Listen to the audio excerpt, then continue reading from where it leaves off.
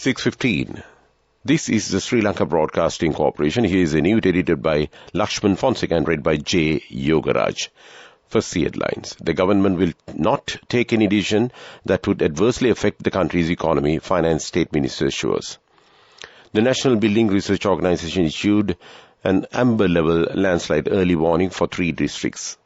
37 Indian fishermen have been apprehended by the Sri Lankan Navy for trespassing into local maritime areas.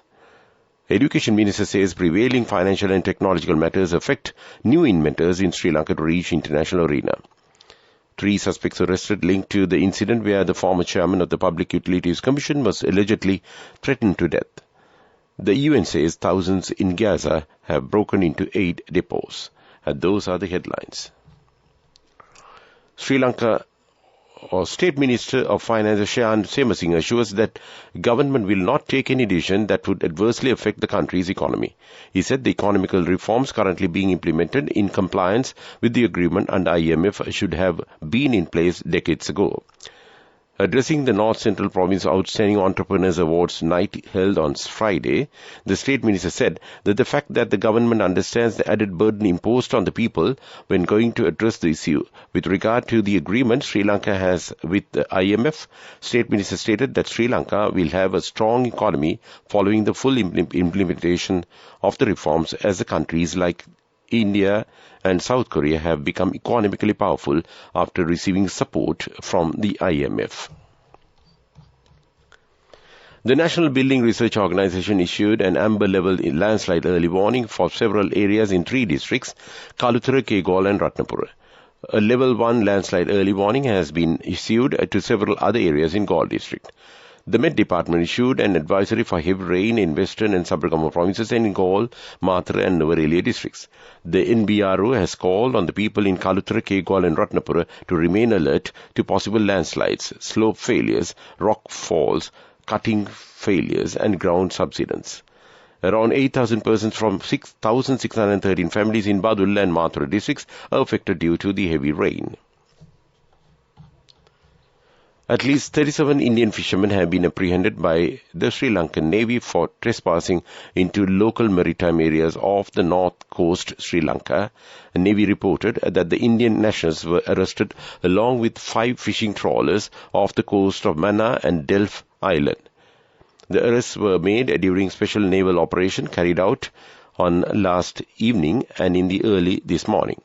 And these operations, the North Central Naval Command held 3 Indian poaching trawlers who were poaching in Sri Lankan waters off Mannar with 23 Indian fishermen aboard, while the Northern Naval Command apprehended 2 Indian poaching trawlers with 14 Indian fishermen aboard near Delf Island. The apprehended fishermen and their fishing trawlers were brought to the Talamannar and Kankesanture harbour and are due to be handed over to the Talamannar and Jaffna fisheries inspectors for onward legal action. This news comes to you from Sri Lanka Broadcasting Corporation. 3 suspects have been arrested linked to the incident where the former chairman of the Public Utilities Commission of Sri Lanka, Janaka Ratnayaka, was allegedly threatened to death. Police said that officers were on alert and commenced investigations after receiving a complaint from the former PUCSL chairman and that he was threatened to death over the phone. The suspects has also extorted 1.5 million rupees from him, police said it. The suspects were arrested yesterday morning from Rambukana area by officers of Colombo Crimes Division. The police further said that these suspects are 24, 26 and 31 years old. Residents of Rambukana and Kurnagala. Arrested suspects were remanded till 9th November after being produced to court. The Colombo Crimes Division is conducting further investigations. And that's local news. The main news story is brought to you by Sinhala Mahatmya. Minister of Trade Nalin Fernando has warned that the government will take measures to import rice if local vendors cannot adhere to the maximum retail price imposed by the government. The minister's statement comes against the backdrop where a significant increase was seen in rice prices in the market. Local rice vendors claim that they are no longer able to adhere to the MRP and attributed the soaring rice prices to the increase in the price of paddy. However, responding to this increase in the prices, Minister Fernando assured that the constant raids will be carried out under his directives across the island so as to ensure that no additional burden is being placed on the people of the country by the way of increased expenses. And that came to you in Top News. The main news story was brought to you by Sinhala Mahatmya. In Watchlight, police request the drivers to be cautious when driving in rainy and gloomy days. Police Traffic Unit Chief ASP Manoj Ranagala said at least 115 school children have been killed in road accidents reported so far this year. He added that the deaths were caused due to incidents of reckless driving. According to the police data, 6 persons are killed per day in road accidents in Sri Lanka, and that once in 4 hours, 1 death is reported. 3 seriously injured persons are reported, and 4 persons are reported with injuries and requiring treatment, stating that 2,363 persons have died in road accidents in 2020. ASP Ranagala said that 2,513 persons were reported dead in 2021 and 2,515 persons were killed in road accidents in 2022. And that came to you in Watchlight. And moving on to world news headlines. The UN says thousands in Gaza have broken into aid depots. Brazil's government is preparing a task force to provide emergency assistance to drought-hit Amazon region. A UK government report warns AI could worsen cyber threats. And those are the headlines of the world news. Now we move on to the stories in detail. The UN Relief Agency for Palestine Refugees says thousands in Gaza have broken into aid depots in the worrying sign of civil order starting to break down. People took flour and other basic supplies after storming several warehouses and distribution centers in the center of the south of the territory on Saturday. Meanwhile, phone lines and internet connections are slowly returning after more than a day of almost total communications blackout. Connectivity was cut as Israel intensified its bombardment of Gaza and began a large ground operation involving tanks and troops. Brazil's government is preparing a task force to provide emergency assistance to inhabitants in the Amazon region hit by a severe drought. Environment Minister Marina Silva said low river levels and hotter waters have killed masses of fish seen floating on river surfaces. She told Reuters in an interview that the drought has disrupted river transport routes, threatening food and water shortages. Artificial intelligence could help make it easier to build chemical and biological weapons, Prime Minister Rishi Sunak has warned. In a worst-case scenario, society could lose all control over AI, preventing it from being switched off. In a speech aiming at present the UK as a world leader on AI, the PM said the technology was already creating jobs. He added that the development of the technology would catalyze economic growth and the productivity, though admitted it would have an impact on the labour market. And that's world news. Development news. The local government institutions' key functions are to undergo digitization soon. State Minister of Provincial Councils and Local Government Janaka Wakumbura said it will enable the people to make their payment of various taxes online from next year. He said several local government institutions have already introduced the new e-payment system and further digitizing of administrative functions are now underway, and the program will be implemented in all 341 local government institutions with effect from January 2024. Sports News is brought to you by Shakti. Refresh your mind and body with Shakti Energy Drink. 350 rupees only. Available at island-wide leading groceries and supermarkets. Shakti. Taste the power. Fast bowler Lahir Kumara has been ruled out from the remaining matches of the 2023 ICC Men's Cricket World Cup following an hamstring injury.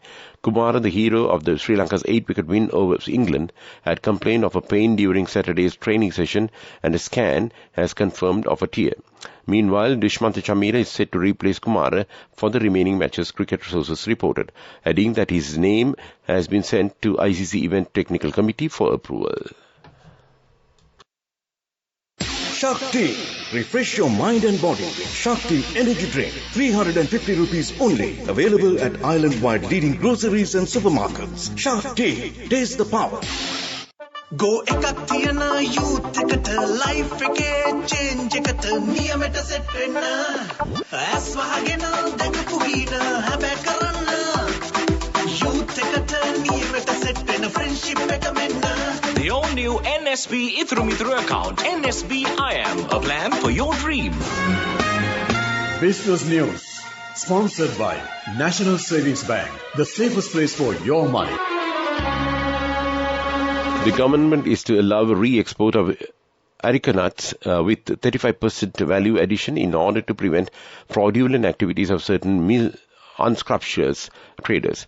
The Ministry of Export Development said some traders are continuing to re-export racket, taking advantage of a free trade agreement with India and Pakistan. Finance Ministry also disclosed Sri Lanka Customs is losing around $300,000 per metric ton of areca nut as a result of bringing large stocks of areca nuts into the country and mixed it with the local betel nuts for re-export. And that was Business News. Business News, sponsored by National Savings Bank, the safest place for your money. Go එකක් තියන youth එකට life එකේ change එකට නියමෙට set වෙන්න ඇස් වහගෙන දැකපු ගීන හැබැයි කරන්න youth එකට නියමෙට set වෙන friendship එක මෙන්න The all-new NSB Ithru account. NSB IM, a plan for your dream.